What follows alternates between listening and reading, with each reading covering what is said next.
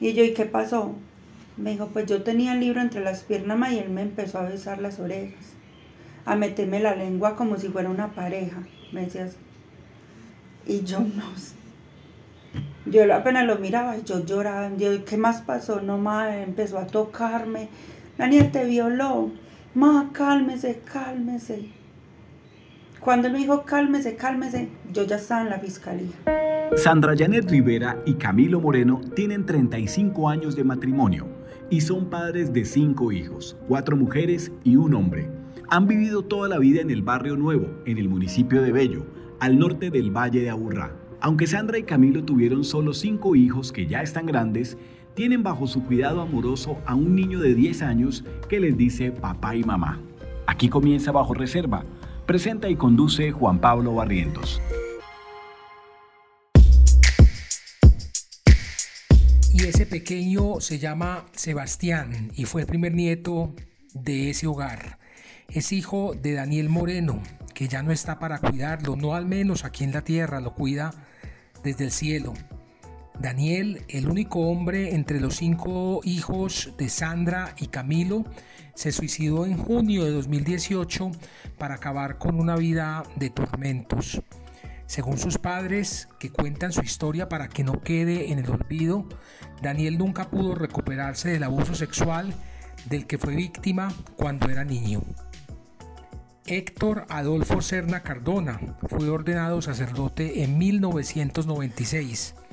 Antes de llegar a la parroquia San Juan de Ávila en 2004, trabajó en otras 5 parroquias y fue capellán de 2 colegios, la Normal de Señoritas de Copacabana y el Colegio Jesús María de Medellín. También fue capellán del batallón Pedronel Ospina y en 8 años tuvo 8 lugares de trabajo diferentes, es decir, lo pasaban de parroquia en parroquia, un patrón típico de pederastas protegidos por la Iglesia Católica. ¿Qué ocurrió con Daniel? Que Daniel era muy de la iglesia, pero inducido más que todo es por la abuela materna. Nosotros somos religiosos, más no estar en la iglesia como mi mamá, ¿cierto? A ver. Entonces mi mamá se llevaba a Daniel para la iglesia, le decía, ve, haga el monaguillo, el grupo de jóvenes. Entonces mi mamá creía mucho en este cura Héctor Serna. Mi mamá lo adoraba, lo ponía en un altar. Lo que pasa es que ese señor llegó ganándose a la gente porque según él hacía misa de sanación. De sanación, que él saca demonios, que él, o sea, él hace todas esas cosas como si él tuviera la potestad de hacer exorcismos.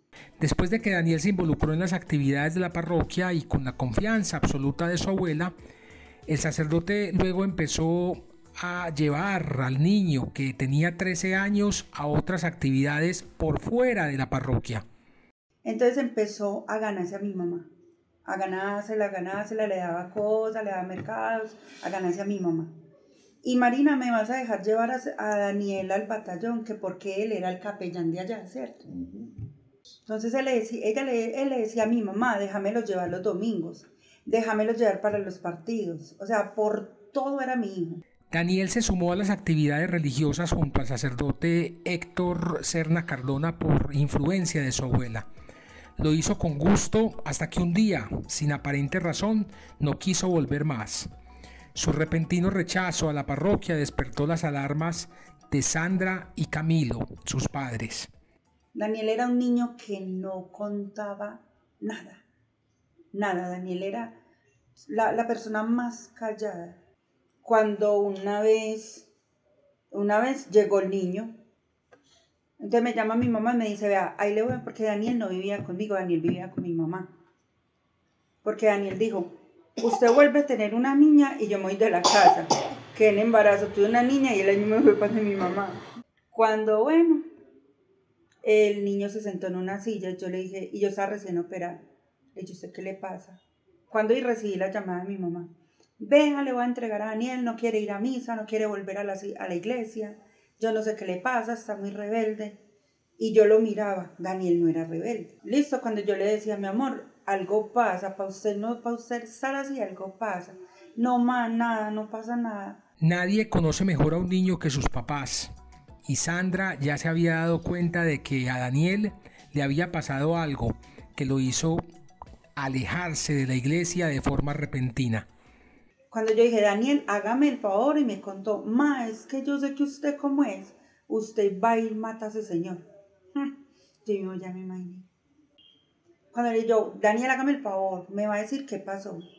Ama, es que ese cura le da a Rojo, que era el amiguito, besos en la boca.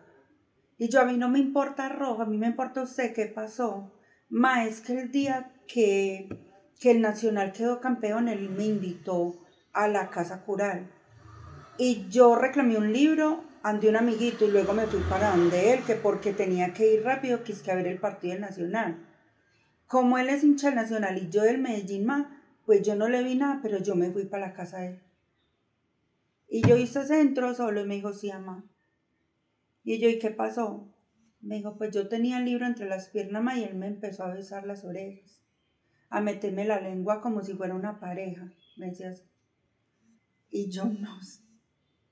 Yo apenas lo miraba y yo lloraba. Yo, ¿qué más pasó? No, ma, empezó a tocarme. Daniel te violó. Ma, cálmese, cálmese. Cuando él me dijo cálmese, cálmese, yo ya estaba en la fiscalía. Daniel no fue el único niño al que el sacerdote Serna abusó. 2 amigos de Daniel le confirmaron a Sandra lo que el sacerdote hacía con ellos también. Y Vorágine pudo confirmar que la lista de abusos del cura Serna es larga y que la arquidiócesis de Medellín la conocía y aún así no hicieron nada para salvar a los niños de este depredador sexual. A partir de ese momento fue donde ya Daniel no era el mismo. A Daniel qué le pasó, contó, y ya Daniel totalmente cambió. No era feliz. No era el mismo. Daniel cambió en todo por todo. Y ya 2 amiguitos de él me contaron a mí. Doña Sandra, sí es verdad, él nos besaba en la boca. A mí no me invitó, pero él siempre nos besaba en la boca y yo le decía a Daniel, uy, ese man qué. Pero Daniel sí cayó. Dani sí fue a la invitación que le hizo. El día después de que Daniel le contó a su mamá lo que le había pasado, ella fue a la fiscalía a denunciar, pero Daniel no dejó que le hicieran el examen físico para determinar el tipo de violencia que había sufrido. No, le iban a hacer el examen y nos dijo que no, qué vergüenza eso, ma, que no, déjelo así, ma, ya me pasó lo que me pasó, me decía el niño. El médico de allá nos dijo, no, vea, yo no lo puedo obligar porque eso sería para mí violación. De nuevo, él me puede demandar a mí por violación. Pero el pelado sí se nota. Entonces sigan con la investigación porque no es justo pues que los pelados sigan así. Nosotros íbamos y decían, no, cerraron lo archivaron. Pero ¿por qué lo archivaron si a mí no me han dicho nada? Al Sana nunca la notificaron de que se archivaba el caso. O sea, un caso me imagino que lo archivan es por falta de pruebas. Ese fue el primer intento que hicieron los papás de Daniel Moreno para buscar justicia por lo que hizo con él este sacerdote, Héctor Adolfo Serna. En la fiscalía no les dieron respuesta sobre las razones por las que su caso fue archivado. Al hacer una búsqueda, la página de la Fiscalía arroja que el caso se encuentra actualmente inactivo y el cura sigue libre y con decenas de niños y jóvenes a su alrededor. Sandra también buscó un asomo de justicia confrontando directamente a este cura. Después de ir a la fiscalía, se fue hasta la parroquia San Juan de Ávila y sin tapujos le preguntó a Héctor Serna por lo que le hizo a su hijo. Yo le dije a él que por qué le había mostrado la sexualidad hacia mi hijo. Y él me hizo sentar y le dije, es que yo no vine a tomar café aquí con usted, yo fue a hablar con usted porque me le hizo ese daño a mi hijo. Y empezó violento, tiró la silla. Cuando me maldijo que me iba a dar una enfermedad en la piel, es que me iba a llenar las manos y la piel de gusanos. Maldita rata rastrera, te has de arrodillar ante mí. Maldita rata, te vas a arrodillar ante mí a pedirme perdón cuando te veas llena como de lepra. Yo tuve un punto, yo decía, este señor a mí me toca y yo lo mato contra el ventanal, pero me llenó como más el miedo. me dijo que estaba de testigo, que lo había invitado solamente a él. Él sabía, me decía puta, prostituta, que yo era una perra, eso me decía puras palabras. Ya de ahí que salí de la iglesia, todas las señoras que iban para esa misa, porque como yo hablo tan duro, todo se escuchaba, me gritaban loca, injuriosa, bañate. Ante la Arquidiócesis de Medellín, Sandra Rivera también fue a denunciar. No le recibieron la denuncia. Le cerraron la puerta con un argumento sin sentido y bastante grosero. Yo fui a la Arquidiócesis, la que queda ahí en, ¿cómo es que se llama? En Villanueva. Cuando yo vea, es que el señor Héctor Serna que trabaja acá. Un momento, por favor, porque le callan a uno la boca desde la entrada. Cuando mismo que es que, no, pero venga señora, es que aquí dice que usted es una prostituta reconocida del barrio. Y yo vea, no me joda la hijueputa vida. Así yo sea una prostituta reconocida del barrio. Entonces, porque soy una prostituta, el hijueputa tiene derecho a violarme al niño. Me cerraron la puerta, me dijeron, señora, no, acá no se puede hacer nada, vaya a la fiscalía. Sandra y Camilo no entendían qué pasaba mientras iban lentamente perdiendo al Daniel, que era un niño feliz. Entonces ya Daniel, no, es que Dani ya no era el mismo. Dani a los 14 y pico me empezó a consumir drogas. Dani se me tiró la droga. Dani no fue capaz con eso.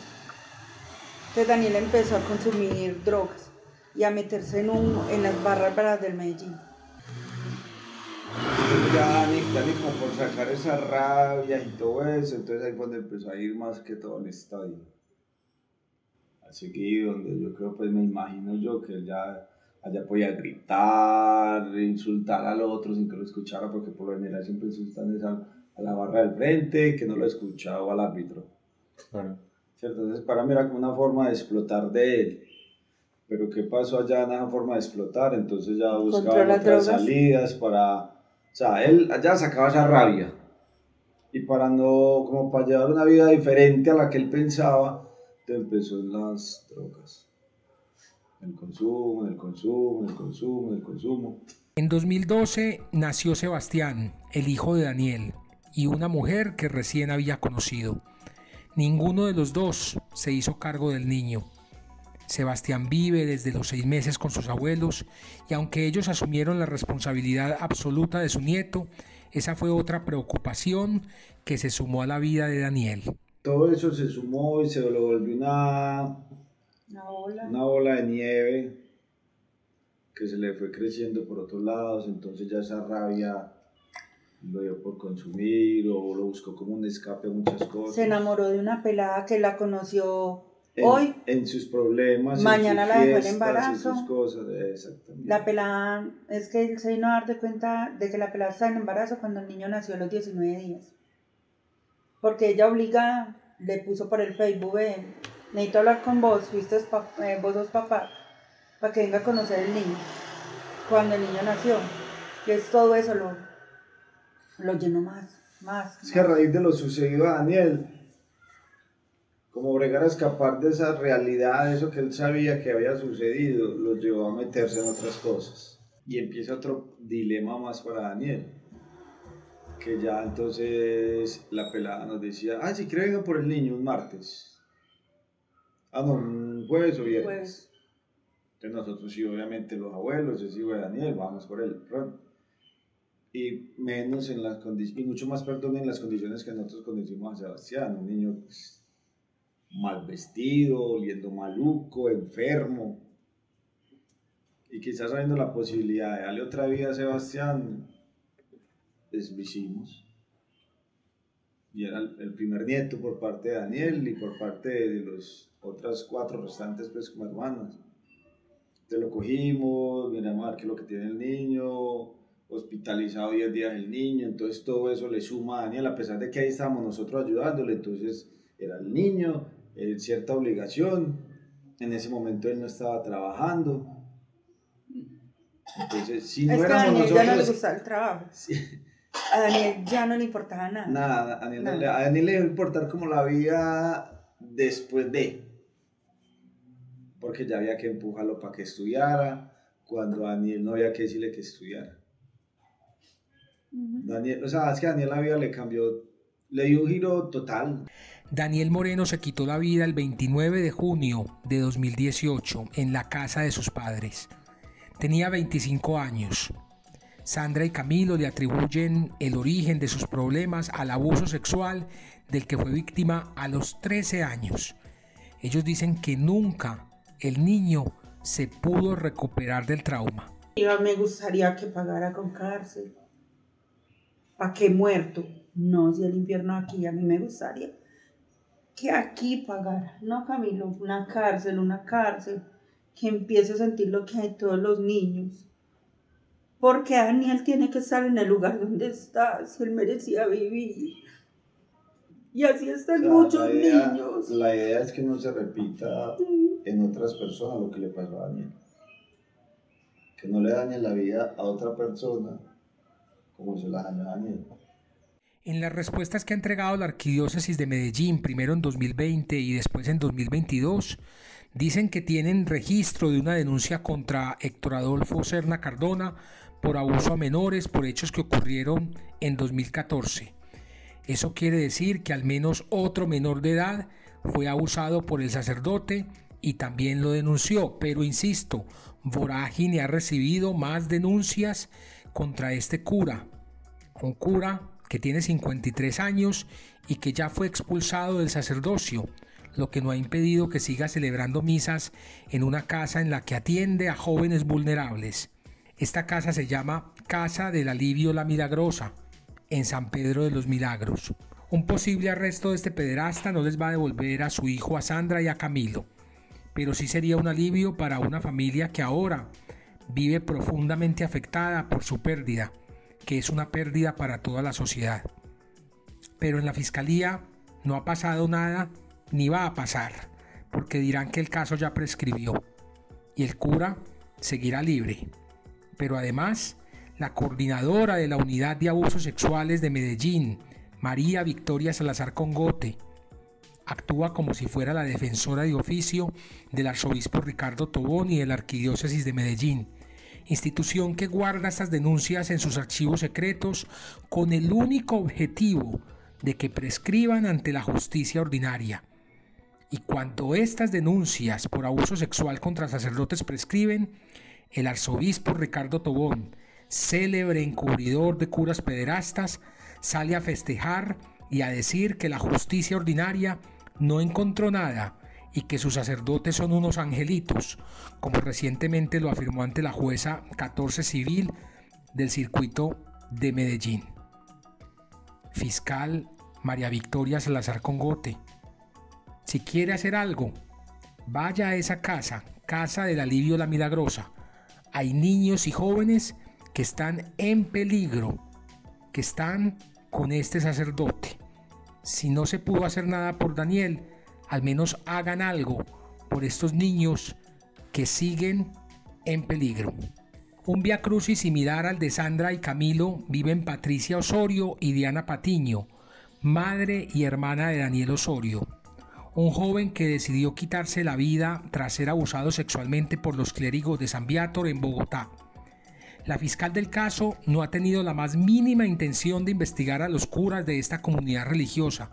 Por el contrario, cerró la investigación contra uno de ellos, contra Albeiro Vanegas, rector del colegio, quien ha sido denunciado varias veces por abuso sexual de menores de edad.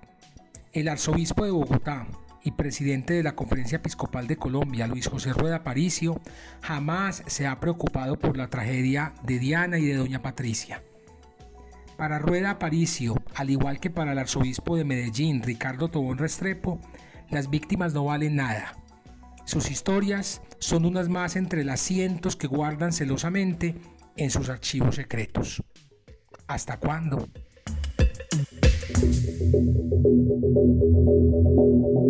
Bajo Reserva es un podcast de Vorágine, periodismo contracorriente. Una producción de Ricardo Mendivil para Virtua. En la producción sonora, Carlos Sanabria. Locución, Camila Gómez. Más investigaciones e historias en www.voragine.co y en redes sociales @voragineco. Gracias por escuchar.